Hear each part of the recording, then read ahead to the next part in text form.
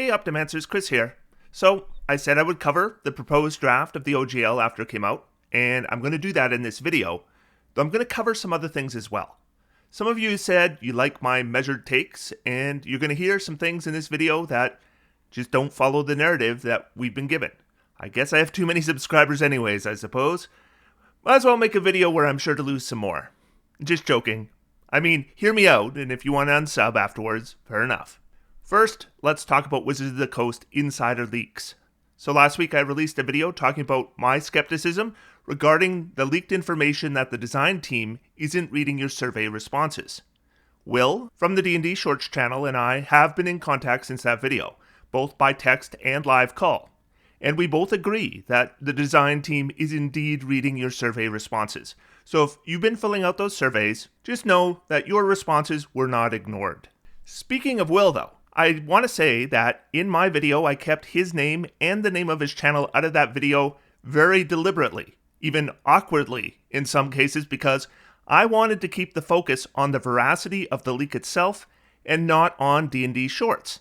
I really wanted to keep him out of the line of fire because, first off, Will and I are friends, and secondly, he is just the sweetest guy you could ever meet. He told me that he's gotten a number of comments attacking him personally in comment sections and other social media.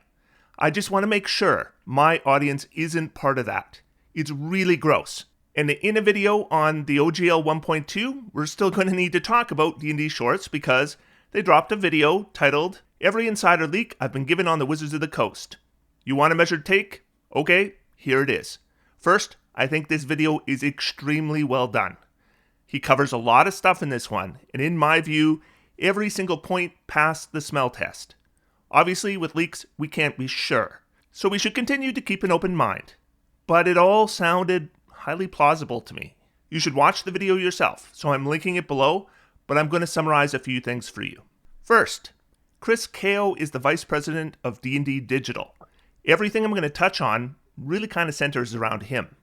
Chris Kao reportedly never wanted Wizards of the Coast to purchase D&D Beyond. He apparently doesn't like D&D Beyond at all. He wanted to develop his own digital platform and was in the process of doing so when Wizards of the Coast bought D&D Beyond. And allegedly, he's been actively trying to destroy D&D Beyond. I'm not making this up.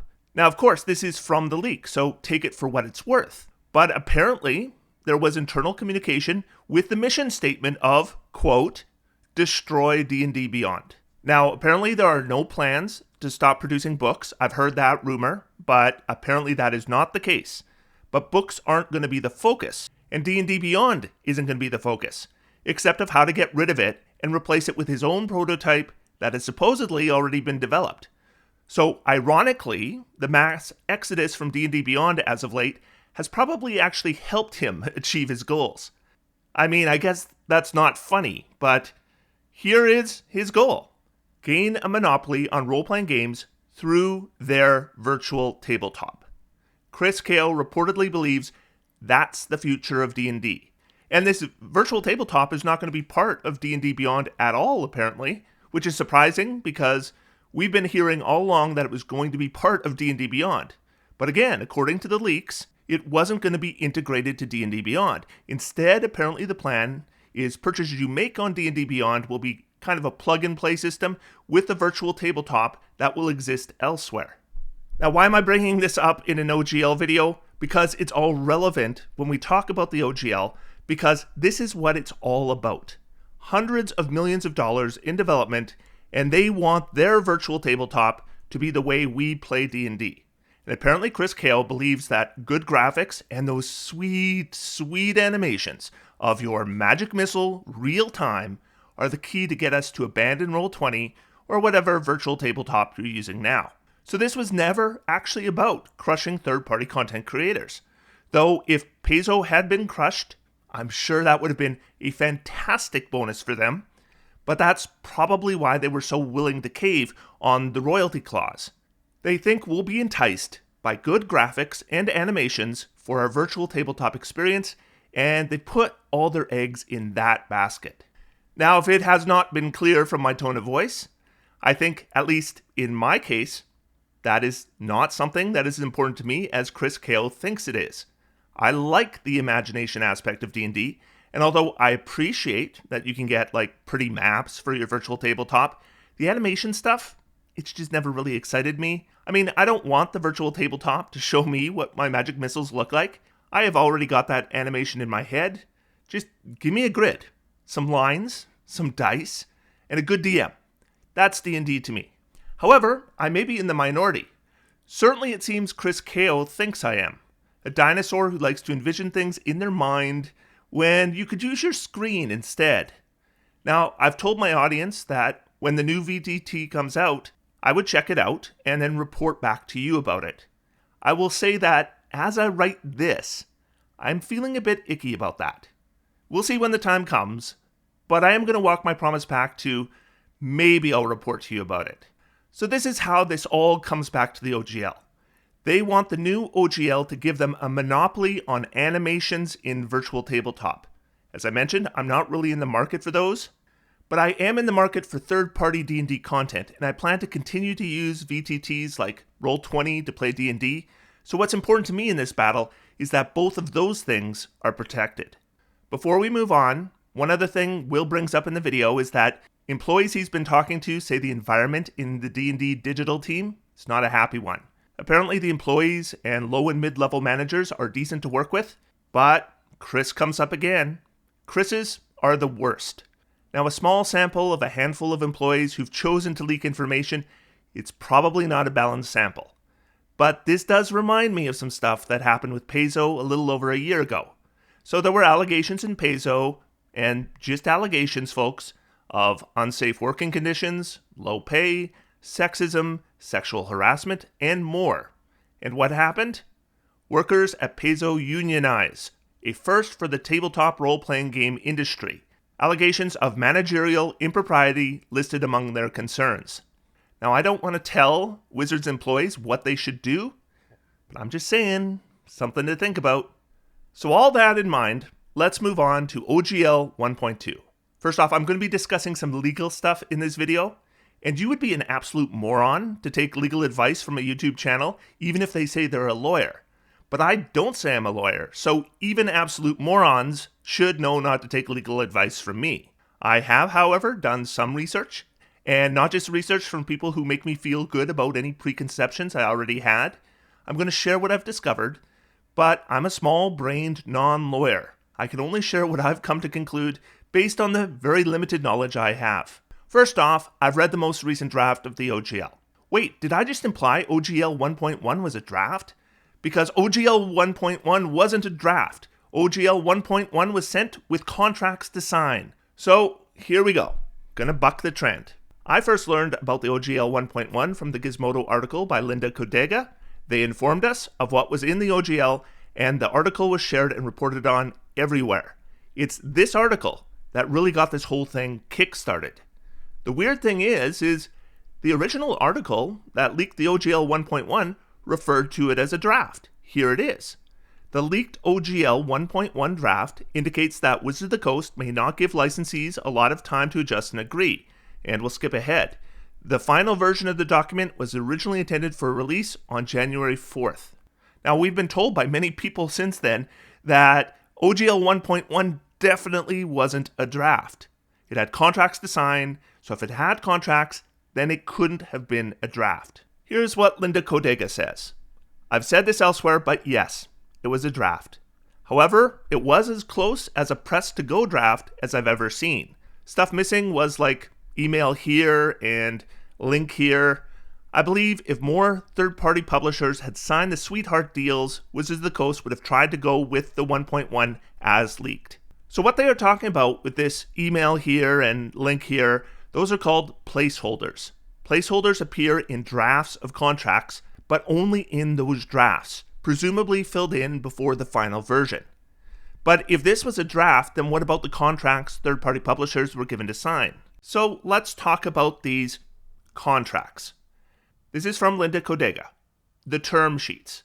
According to an anonymous source who was in the room, in late 2022, Wizards of the Coast gave a presentation to a group of about 20 third-party creators that outlined the new OGL 1.1.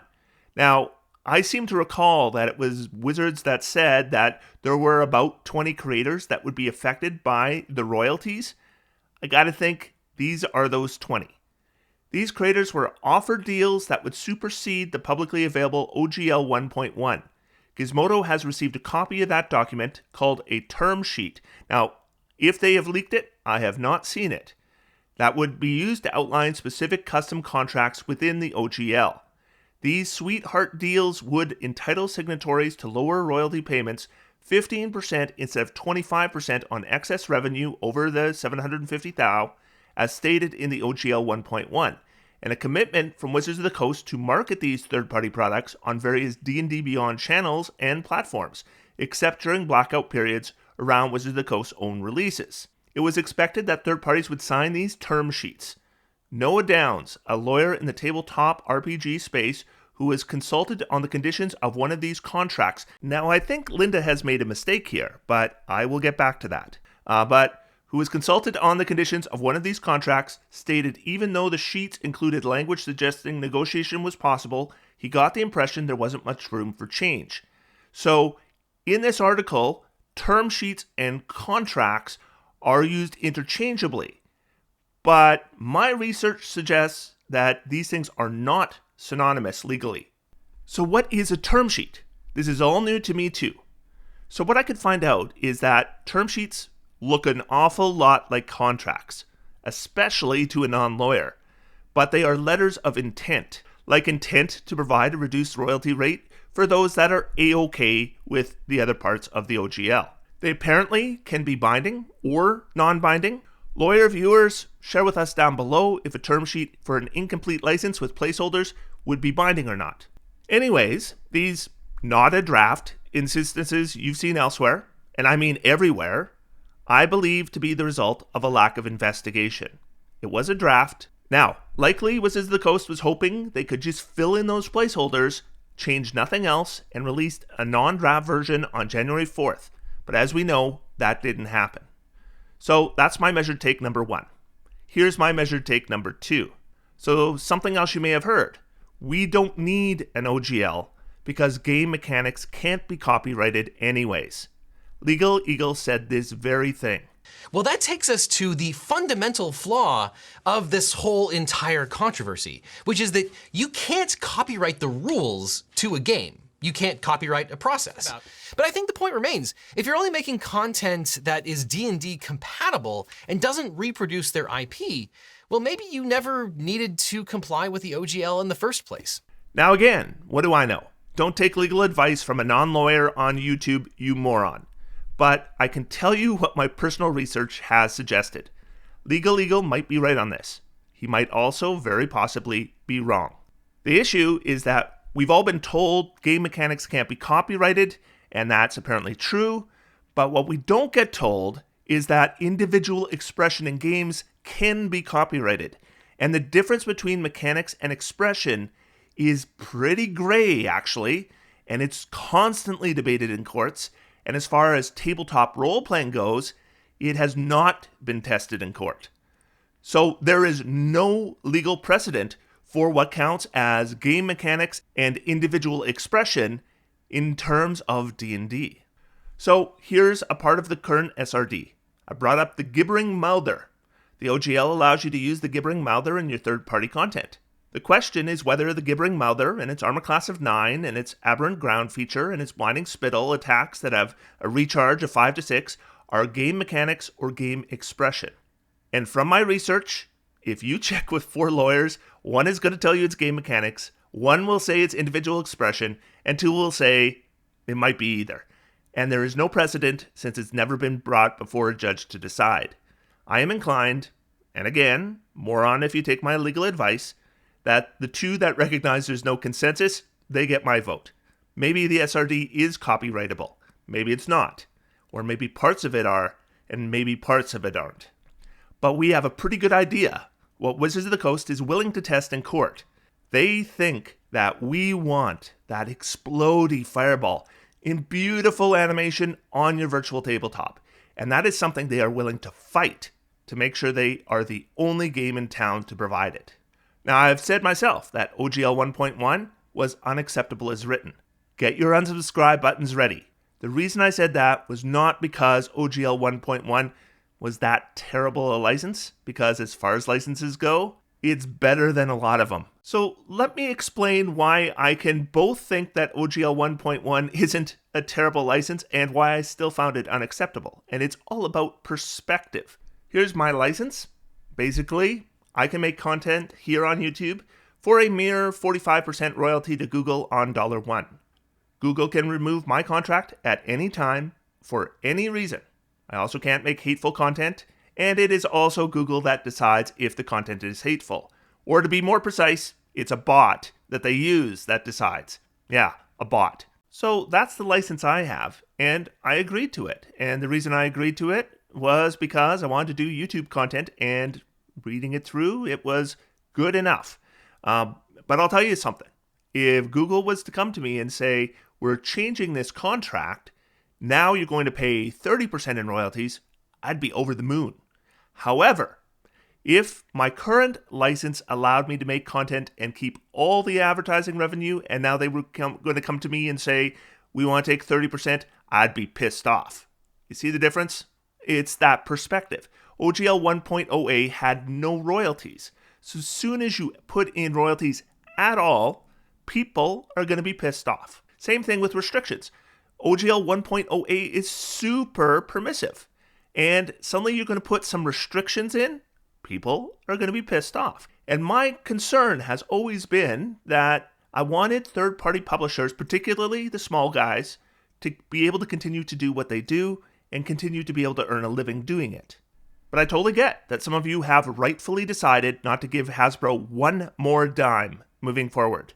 I'm going to get some more unsubs here. Are any of you still here? For those that plan to boycott Hasbro because they are big, evil, and greedy, I'm going to ask you a few uncomfortable questions. You're here watching my content on YouTube. Do you know who that benefits? Well, I think I already let that cat out of the bag. Yeah, you're supporting Google. You know, super benign and not evil or greedy or big Google. But I might also ask, what device are you watching me on? What operating system are you using? What web browser? What power company was involved in powering your device? What fuels did they use? Who supplied those? What beverage are you enjoying right now? Are you wearing clothes? Please tell me you're wearing clothes. Who made those? And for all of you typing, I'm totally naked right now in the comments, I'm beating you to the punch. I'm recording this naked too. But to sum up, if you have the ability to comment on this video, you're probably already supporting evil corporations trying to take our money. I don't mean this as an indictment at all. We're all doing it. It's kind of unavoidable in our society. I'm just saying I don't really buy the whole I won't support Hasbro anymore because they are a big, evil, greedy corporation. If you aren't supporting evil, greedy corporations, then you aren't watching this video in the first place, or any others for that matter. Hopefully some of you are still here, and I have at least a few subscribers left. So let's move on to draft OGL 1.2. I've read this several times now, as well as researched for the take of experts who know more about this stuff than I do. Now, as far as surveys go and getting our feedback and doing new drafts, I don't know whether that's going to work or not, but what I do know is that Wizards of the Coast has invited us to the negotiating table. And me personally, that's how I see it. I see it as a negotiation, not a war. I want to have a license that provides the things I want for D&D going forward. And some things I don't care about. And so I'm willing to concede on certain things in order to get certain other things. So first, let's go over the document itself. So it starts with the section titled Many Ways to Create. And the first thing it proposes is to make the core D&D mechanics licensed under Creative Commons. This is being reported as a big nothing burger. I disagree. Remember that part about mechanics versus expression and the lawyers disagreeing on what is and isn't, and the bit about testing it in court? Well, Wizards of the Coast basically concedes the guts of the rules are game mechanics, removing their own ability to litigate otherwise, so the courts will never have to decide. So they list pages here, but basically it's the mechanics. So how do you do saving throws and skill checks and attack rolls? That kind of stuff. What is not included are specifics, like the gibbering mouther example I gave before. This is a step in the right direction, in my view. It was unexpected, and I welcome it. Next, we have the creator product badges. So in this version of the OGL, they say you can either recognize the OGL the same way as you did with 1.0, or you can apply one of these badges to your work instead if you want to. There's nothing wrong with these at all. They're optional. They may prevent some additional work or pages on third-party works. I support this. Now let's go to the one that's going to get all the attention. Notice of deauthorization of the OGL 1.0a. So why will they not budge on this one? Because of sweet D&D animations on your virtual tabletop. Permitted under OGL 1.0a. Not permitted by the virtual tabletop policy presented in this document. That's what it's all about. They think you want a video gaming experience on your virtual tabletop, and they're willing to risk everything to ensure that they have the monopoly on that. Now, as I said, I don't really care about the video gaming experience with virtual tabletops. I don't see any reason to leave Roll20 because they don't animate a magic missile spell. And I will probably not be using the D&D official virtual tabletop. So what I see this is as a negotiating advantage for people like me, because they want this so bad, they're going to be willing to negotiate on anything else. And that gives us an advantage in those negotiations. I thought Linda put it quite well in this tweet they made. I'm deeply impressed by how adamant the TTRPG space is about 1.0a, but deauthorization has been Wizards of the Coast's red line consistently. Folks hope to make Wizards of the Coast back down entirely, and I don't think it'll happen. When Wizards of the Coast tries to bargain, will y'all bargain? When will you cut your losses? And I thought Will actually put it really well in his video as well. This is an attempt to stop other VTTs offering a similar service to their own. This is why I believe that the open D&D movement cannot succeed 100% in the way that we want. It seems literally impossible for Chris Ko's digital future of D&D to allow the current OGL to stick around. Wizards have invested hundreds of millions into this new way to play and monetize D&D. They really can't stop now. Obviously, we need to keep fighting for the best possible OGL we can get that does the least harm to the community, but in terms of literally keeping the old OGL 1.0a, I don't think it's gonna happen. Now, I am going to try to be the voice of reason here again. It's possible there could be concessions, like a later implementation date or something could be negotiated, but in my opinion, and growing opinions of others, some kind of deauthorization notice of the OGL 1.0a, it's going to be in the final draft. Now, can they deauthorize the OGL 1.0a at all? Because that's gotten a lot of discussion, and a lot of people are saying they definitely can't. Well, lawyers and experts have been debating this all along, and I think the people who say they definitely can't are wrong. The answer is, again, maybe. This one, it's going to go to court at some point, and a judge is going to decide, and you and I, we're not going to get a vote. So I'm going to leave it to them.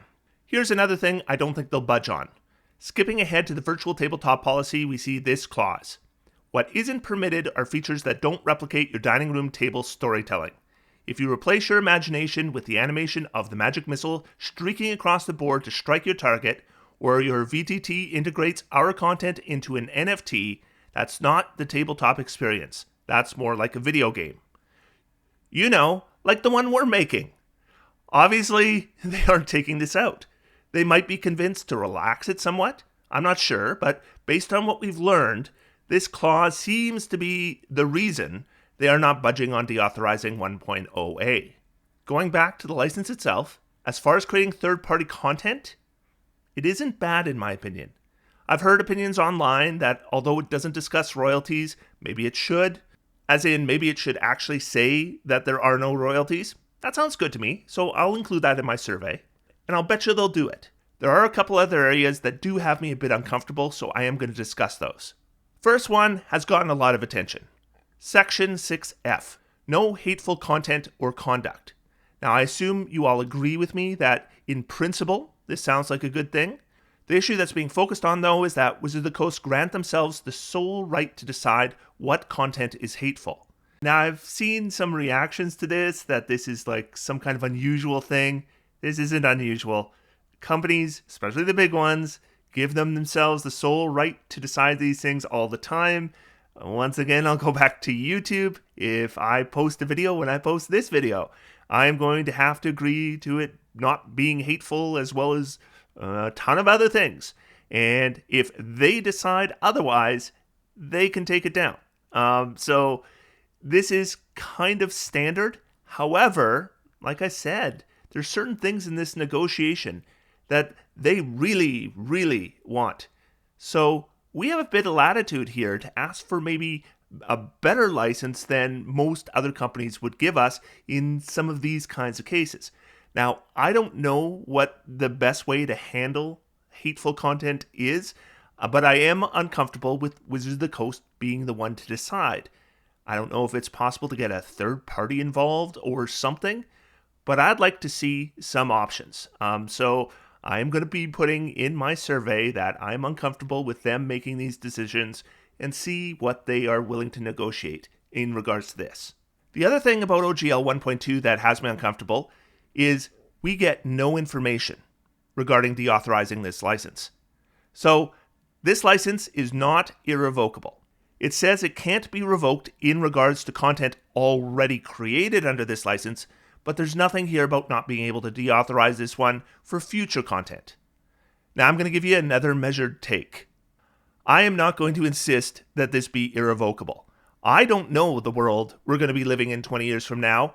Maybe there will be something in this license that nobody foresaw that is problematic. So I don't necessarily think it should be irrevocable. However, without any terms regarding deauthorization, then, in theory, they could make an official license today, deauthorize it a month from now, and give no notice. Not saying they'll do that, but they could, and that's the issue. Like, if there was a clause, and I don't know exactly how it would be worded, that deauthorization of this OGL license requires, I don't know, a year of notice by Wizards of the Coast. Honestly, I would be fine with that, as long as lawyers determined that the clause was legally binding. There are a lot of little sticking points that others have brought up that I'm not going to be going over in this video because they weren't as big sticking points for me as they were for them. Also, I don't intend to go over the entire OGL 1.2 with a fine-tooth comb in this video. What I will do is I will refer you to the best write-up I found online was this one. I'm linking it in the video description.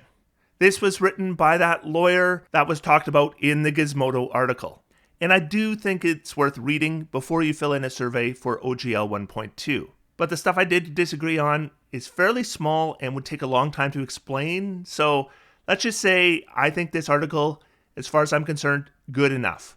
I'm going to conclude this video by saying that changes are warranted to this draft, but I do think a lot of progress has been made. I think, whether it's OGL 1.3 or 1.4 or whatever, that the final license is probably going to be pretty reasonable for third-party D&D content creators, and I'm thrilled. Also, the VTT experience I personally want is protected as well. Thrilled about that as well. Now, I understand, if you are a person who really wants a more video game experience with your tabletop role-playing, then honestly, I think you will have two options going forward. You can play the D&D virtual tabletop or other virtual tabletops for non-D&D role-playing games. I'm probably not going to join you. I'm an old schooler that way, I guess. If I want a D&D video game, I'll play Baldur's Gate 3 or something. I will be sharing my opinions with Wizards via the survey, and if you choose to do the same, I would like to remind you that the person reading your comments isn't Chris Kao. I do not go to Walmart and then scream at the employees because I think Walmart is a big evil corporation, and I won't be screaming at the employee reading my comments either. I am going to share the changes I want, mindful of knowing the person reading my comments isn't responsible for the mess we've been experiencing this last month. And finally, I released that video on the Druid Barbarian multiclass last Monday, and this Friday I'm going to be talking more about Wild Shape, because it might not work the way you think it does. I hope you'll join me. Otherwise, until next time, I'm going to sit back, relax, and have some fun. Video gaming VTTs are for Chris Kao, but not for me. I'll stick with D&D, and that's for everyone. Thanks everybody, and I'll talk to you soon.